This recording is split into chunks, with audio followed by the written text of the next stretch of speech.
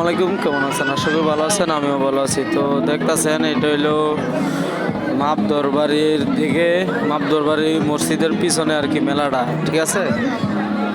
জমজমাট কালকা শুরু হয়েছে, আজকে দ্বিতীয় দিন। তো মেলাটা কিরকম জমজমাট হয়েছে সবাই কমেন্টে বলবেন, আর ভিডিওটা সামনে আসলে একটা লাইক দিয়ে দিবেন, বুঝছেন। এটা হলো নৌকা, এই 20 টাকার করে চানাচুর ভাজা। তো তো দেখেন, চ্যানেলটা সাবস্ক্রাইব করে দেন, বুঝছেন ভাই।